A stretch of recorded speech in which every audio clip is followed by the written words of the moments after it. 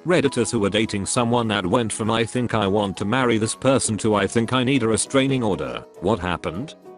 I was young, dumb, and thought I was in love, and ignored many red flags. As he got more comfortable around me, he let his crazy out. Someone stole his cell phone and he asked me to purchase a shotgun for him, so he could go shoot the person who did it. It took me another year and a half to leave. I did try breaking up with him, but he told me that if I ever tried to break up with him again he'd kill everyone I love, and then himself, so I'd know what it was like to be alone.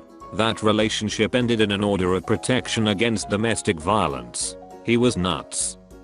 I was dating a guy who was very sweet in the beginning. After about 6 months he got possessive. He didn't trust me. An example of this was one night I told him I was meeting a friend I used to work with at a bar a block away. We lived in a safe area, and it was a short walk.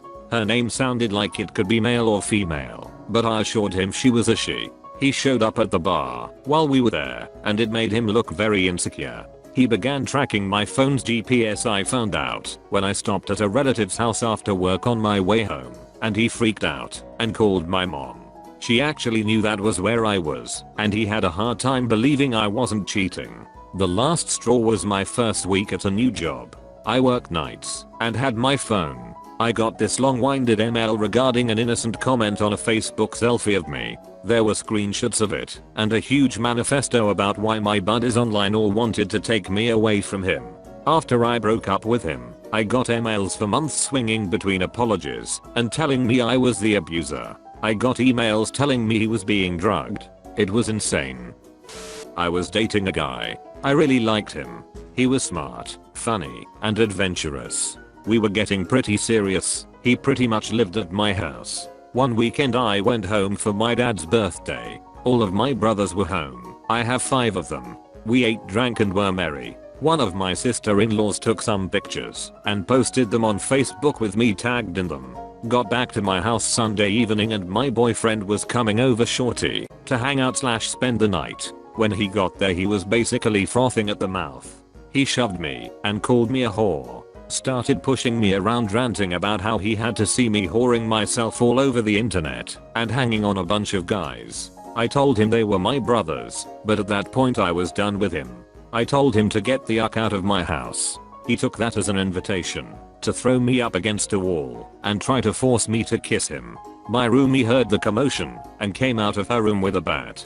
Then it had made the only good decision he made that day and decided to leave. Kicked in a pantry door and wrecked some drywall on his way out though.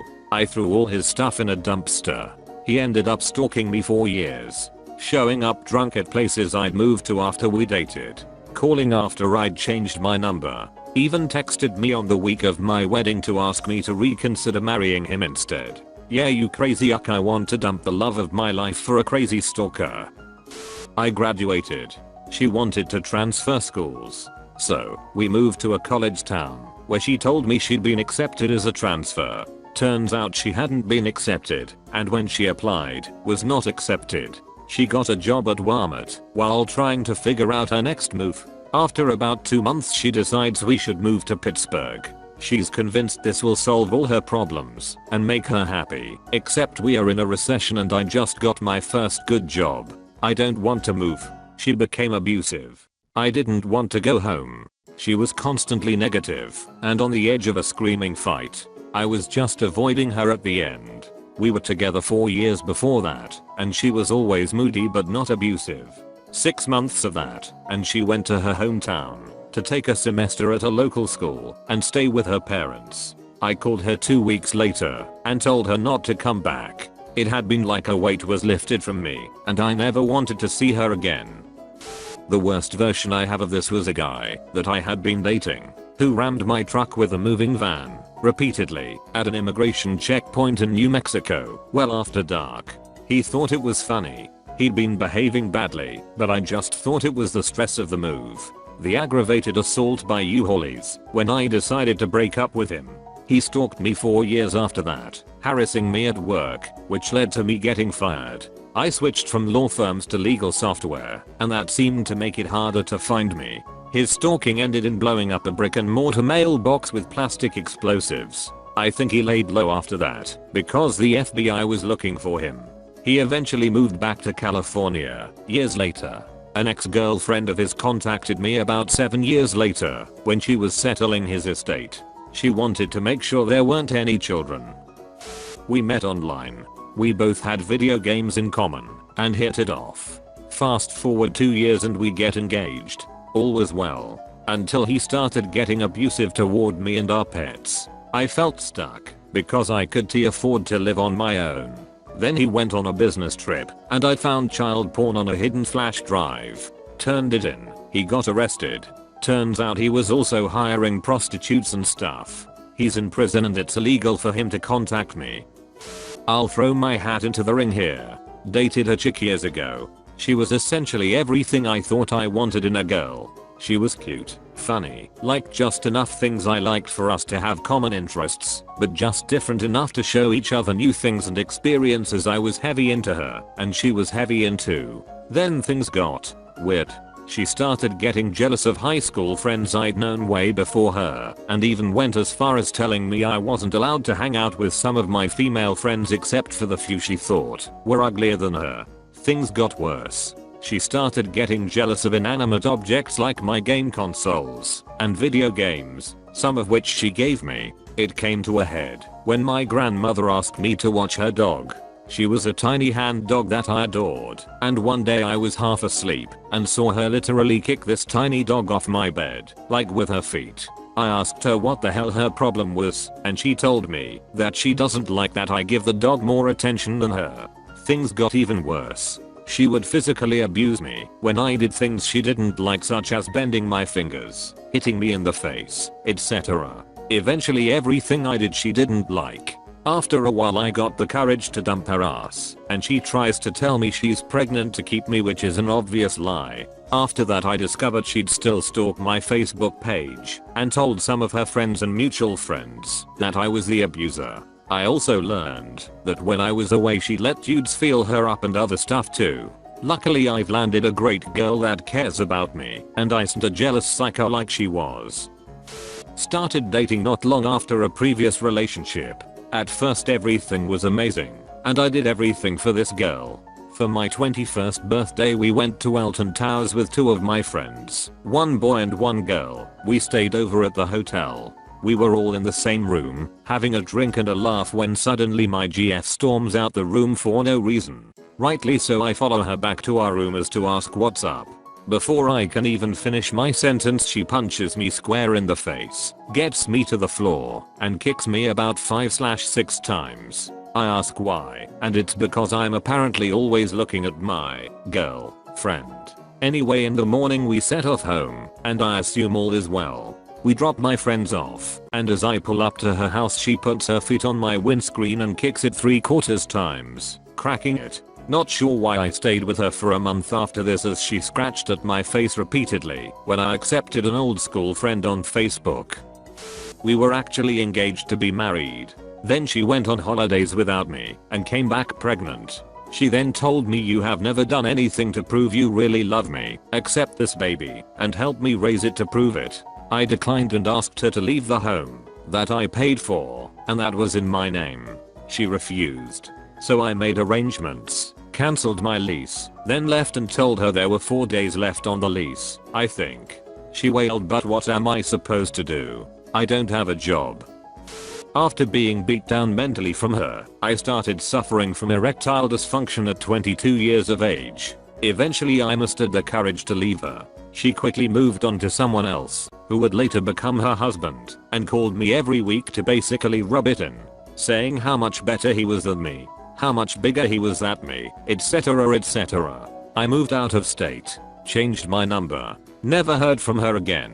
She called my parents and even showed up at their home, but they told her to go away. About 10 years later my friend ran into an old friend of hers. Apparently my ex got arrested for beating her own mother, got out of jail, and beat her husband, then tried to take their kids from him.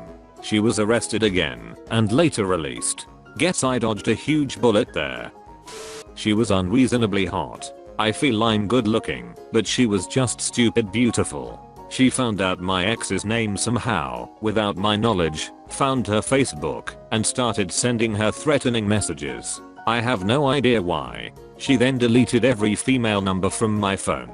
All my relatives, except my mother and aunts, that were listed as such. Her hotness made me continue with her for another 3 weeks after this. She said that she has issues, but being pretty means that most guys put up with it, and I need to just deal with it. Ending it with her felt more like trying to explain complex mathematics to a donkey. She wouldn't accept it for ages. I respected her self-awareness about how psycho she was though, TBH. She made it clear what I was signing up for. I just didn't want to listen. I started dating this amazing girl, but she was just getting out of an abusive marriage, and I was her first female partner. She started showing up at my work with flowers and coffee, which was sweet, but I had never told her where my office was. Then, she started showing up at my house at all hours, and would get upset when I needed to sleep. I worked grades. She then wanted me to meet her daughters, which I wasn't comfortable with, because we were in the first stages of a relationship. I decided to break it off. She was too needy, which was understandable coming from someone who had just left an abusive relationship and discovered their sexuality, but I wasn't the person that could guide her. She decided that I was just afraid of love and started leaving books of poetry on my porch and leaving long letters in my mailbox. I finally had to call law enforcement after I came home to her in my bed. She had taken a ladder to my second-story room window. I lived with roommates and broken in. I found her naked in my bed, covered in blood from cutting herself. She proceeded to tell me that I was the only thing keeping her alive. I cut off all contact, but I truly hope that she has gotten some help and is doing well. She was a wonderful woman, but so broken. He owned a house, had 2 jobs, lived in my apartment, didn't pay for anything, didn't help me out. He was always resting for work. I had a full-time job and was paying the bills. But the straw that broke the camel's back was when, after buying me a puppy I wasn't really keen on getting, since I already had one, he refused to even take them out to go potty. I had to teach a 50-year-old man how to walk a dog, and he refused to even buy a bag of dog food. I was like, that's it. I'm keeping the 4-legged dogs and getting rid of the 2-legged one. He was a postman and a cook in a casino. I realized he had bills, but I was barely scraping by before he moved in without my permission. I couldn't afford him and another puppy. I'm happy to say I still have the puppies. They are almost 7 and 7.5 and the most amazing dogs I could hope for. But I was happy when I moved, and he no longer knows where I live unless he uses the PO to find out. That would be creepy. My relationship with my ex in uni seemed really great. He loved me a lot, was super attentive. I even went on holiday with his family, and at some point I thought we'd eventually marry and start a family. Long story short, when I got busy with school, final year, and didn't see him as often, he started getting clingy and jealous of everyone, including my female friends. I tried to break up with him probably 3 times before he accepted it. Explained how I wanted to focus on my studies and the situation wasn't good for either of us. The last time he seemed to understand my point and we remained friends. This also didn't last long, and he eventually started stalking me online and in person and constantly bothering my friends. He managed to go to my senior year party, even though he wasn't in my year. Eventually he texted me calling me a whore, that I had cheated on him, you name it. He also told this to all our mutual friends in uni, so that was fun. He acted like a total lunatic begging for me to reconsider a friendship after that, but obviously there was no chance for that. The last straw was him showing up at the graduation ceremony, making it awkward for me and all my family. I dated this girl from halfway across the globe. I'm in Northwest Europe, she was from Southeast Asia, and we actually met up here, had a great time. She got along great with my parents, and plans were made for me to head down there the next year. Somewhere along the line though we got into more and more online arguments, combined with me feeling heavily inadequate and some other shit, and around February of the following year I broke things off. I felt bad, but I could never continue that relationship. And then in August of that year my sister and my mother are walking downtown, and we suddenly see her. She'd flew over in hopes of mending the relationship, even went out to see my father, though he wasn't home, and all that. Yeah.